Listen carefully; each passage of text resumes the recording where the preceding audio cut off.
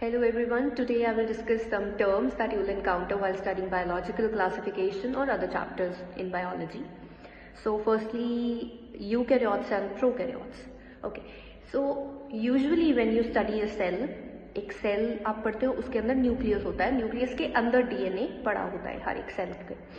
Prokaryotic organism में nucleus नहीं present होता है, न्यूक्लियर मेम्ब्रेन नहीं होता है। सो एक वेल डिफाइंड न्यूक्लियस नहीं प्रेजेंट होता है, जिसकी वजह से उसका डीएनए जो है वो ऐसे ही साइटोप्लाज्म में पड़ा रहता है। प्रोकैरियोटिक ऑर्गेनिजम्स में न्यूक्लियस वेल डिफाइंड नहीं होता है, न्यूक्लियर मेम्ब्रेन एब्सेंट होता है, जिसकी वजह से उनका डीएनए जो है वो नेकेड पड़ा रहता है इन the cytoplasm. Second point, prokaryotic organism में कोई भी सेल्यूलर ऑर्गेनेली आपको नहीं मिलेगी। आप माइटोकॉन्ड्रिया की बात करो, गोल्गी एपरेटस की बात करो, एंडोप्लाज्मिक रेटिकुलम की बात करो, आपको कोई भी दूसरी न्यूक्लियस भी नहीं मिलेगा और उसके अलावा कोई भी दूसरी सेल ऑर्गेनेली प्रोकैरियोटिक सेल के अंदर नहीं मिलेगी। सिर्फ एक ऑर्गेनेली ऐसी है जो प्रोकैरियोटिक सेल में आपको मिलेगी, that is ribosomes. Prokaryotic cells में सिर्फ एक ही सेल ऑर्गेनेली होती है, दैट इज राइबोसोम्स, और कोई सेल ऑर्गेनेली नहीं होती है, not even the nucleus. The DNA is present naked in the cytoplasm only. Eukaryotic cell में एक वेल डिफाइंड सेल है जिसके अंदर एक वेल डिफाइंड न्यूक्लियस प्रेजेंट है, न्यूक्लियर मेम्ब्रेन है, उसके अंदर उसका डीएनए पड़ा हुआ है। उसके अलावा Golgi apparatus, endoplasmic reticulum, mitochondria, हर तरह की ऑर्गेनेली आपको उस सेल के अंदर मिलेगी, राइबोसोम्स भी मिलेगी। सिर्फ एक राइबोसोम्स ऐसी सेल ऑर्गेनेली है जो प्रोकैरियोट और यूकैरियोट दोनों सेल्स में होगी, अदरवाइज कोई और सेल ऑर्गेनेली प्रोकैरियोटिक सेल में नहीं होती है। राइबोसोम्स में भी डिफरेंस होता है। Prokaryotic ribosomes are of 70S type and eukaryotic ribosomes are of 80S type. जब हम सेल चैप्टर की वीडियो अपलोड करेंगे तो उसमें इसका डिफरेंस आपको प्रॉपर्ली बताया जाएगा। उसके अलावा आप पढ़ोगे ऑटोट्रॉफ्स।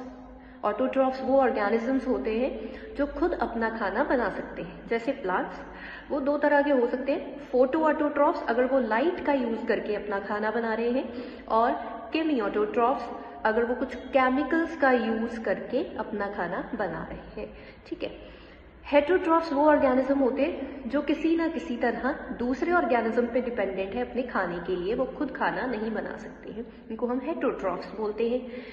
जैसे कि आप उसमें एक टर्म देखोगे सेप्रोफाइट्स। तो सेप्रोफाइट्स वो ऑर्गेनिज्म है जो दूसरे ऑर्गेनिज्म पे फीड करते हैं जो डेड हो। अगर कोई मरे हुए ऑर्गेनिज्म है, आपने देखा होगा उसके ऊपर कीड़े मकोड़े लग जाते हैं, तो वो यूजुअली सेप्रोफाइट्स होते हैं। Saprophytes feed on dead and decaying matter. कोई प्लांट के पत्ते झड़ गए हैं, उन पे वो फीड करेंगे, कोई ऑर्गेनिज्म मर गया उन पे वो फीड करेंगे, those are saprophytes. Parasites feed on another living organisms. तो वो भी दो तरह के होते हैं, एक्टोपैरासाइट एंड एंडोपैरासाइट। एक्टोपैरासाइट जो दूसरे लिविंग ऑर्गेनिज्म की बॉडी के ऊपर रहते हैं, जैसे लाइस, जुएं हो जाती हैं। एंडोपैरासाइट्स जो बॉडी के अंदर रहते हैं, ठीक है, कुछ वर्म्स जो पेट में कीड़े हो जाते हैं। तो पैरासाइट्स वो ऑर्गेनिजम्स हैं जो दूसरे लिविंग ऑर्गेनिज्म के ऊपर या अंदर रहते हैं और उससे अपना न्यूट्रिशन या खाना लेते हैं।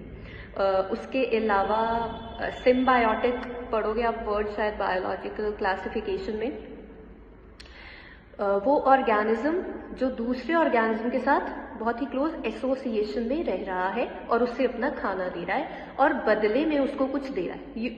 ये पक्का नहीं है कि बदले में उसको कुछ दे रहा है या नहीं, उसके ऊपर डिपेंड होके रहता है, उससे अपना खाना लेता है। फिर आगे हम उसको डिफ्रेंशिएट करते हैं कि अगर वो उसको भी कुछ दे रहा है, सपोज शेल्टर दे रहा है, ठीक है, तो उसको अलग टर्म देते हैं, वो हम किसी और चैप्टर में अच्छे से पढ़ेंगे। अगर वो उसको कुछ नहीं दे रहा है, सिर्फ उससे चीजें एक्सट्रैक्ट कर रहा है, तो अलग टर्म होती है। ठीक है।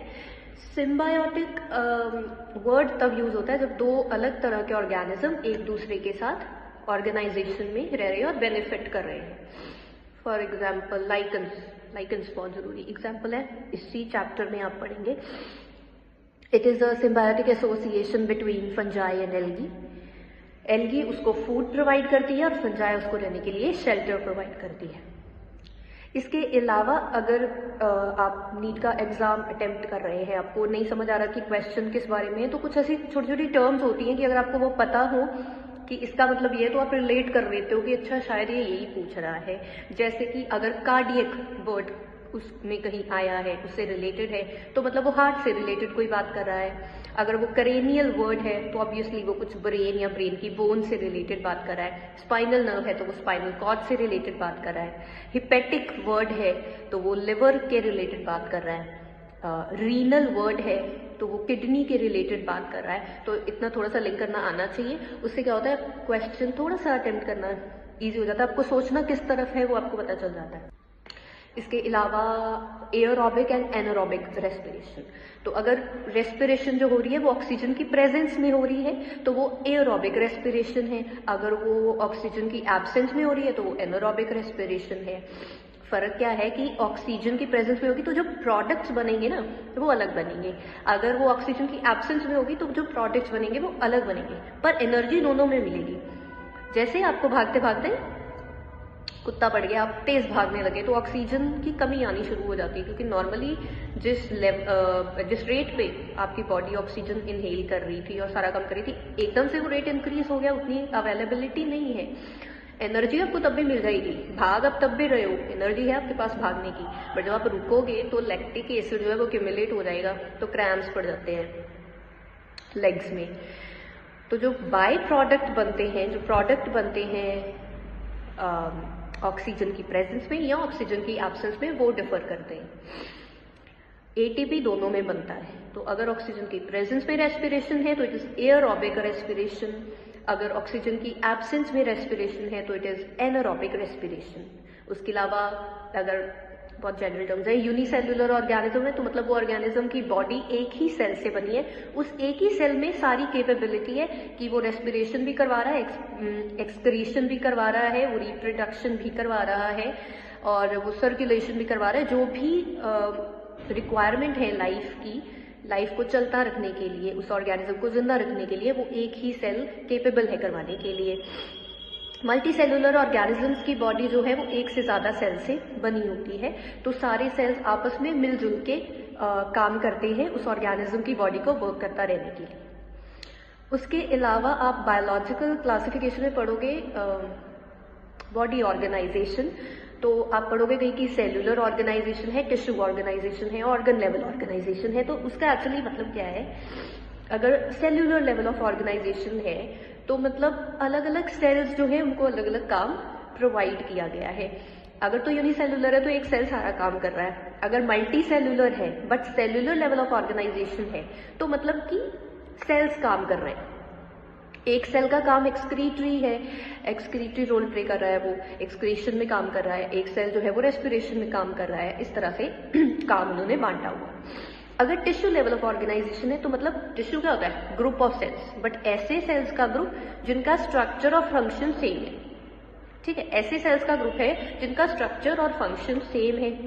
तो अलग अलग सेल्स जिनका स्ट्रक्चर फंक्शन सेम था उन्होंने ग्रुप्स बना लिए, अब वो टिश्यूज बन गए। अब वो टिश्यूज जो है वो काम कर रहे हैं अपना अपना, एक ग्रुप जो है वो रेस्पिरेशन में लगा हुआ है, एक ग्रुप जो है वो रिप्रोडक्शन में लगा हुआ है, एक ग्रुप जो है वो एक्सक्रीशन में लगा हुआ है, एक ग्रुप जो है वो रिप्रोडक्टिव रोल प्ले कर रहा है, ठीक है, ऐसा।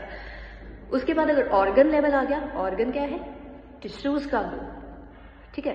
तो ऐसे सेल्स ने टिश्यूज का ग्रुप बनाया था, अब वो टिश्यूज आपस में जुड़ के काम कर रहे हैं एक, ठीक है, तो ऑर्गन लेवल ऑफ ऑर्गेनाइजेशन हो जाएगी। अब अगर organ system level of organisation है तो ऑर्गन सिस्टम कैसे बना होगा, ऑर्गन होंगे एक से ज्यादा, उसके साथ कुछ चीजें जुड़ी होंगी, कुछ नर्व जुड़ी होंगी, कुछ पाइप्स जुड़ी होंगी, आर्टरीज, वेन्स, वेसल्स है ना, कुछ जुड़ी होंगी, और फिर वो पूरा सिस्टम जो है वो काम कर रहा होगा। इस तरह से बॉडी ऑर्गेनाइजेशन होती है कि उस बॉडी में जो काम करना है उस ऑर्गेनिज्म को जिंदा रखने के लिए, वो काम एक्चुअली कौन कर रहा है, सेल कर रहा है, टिश्यू कर रहा है, ऑर्गन कर रहा है, या ऑर्गन सिस्टम कर रहा है। तो जैसे जैसे अगर लोअर ऑर्गेनिज्म है तो सेल्यूलर लेवल थोड़ा ऊपर आएंगे, टिश्यू लेवल थोड़ा ऊपर आएंगे, ऑर्गन लेवल, और हायर ऑर्गेनिज्म जैसे कि ह्यूमन बींग्स तक जब हम पहुंचते हैं तो organ system level of organisation देखी जाती है। Okay, that's all for this video. I'll make another video discussing few more terms and describing their meanings that will help you in NEET.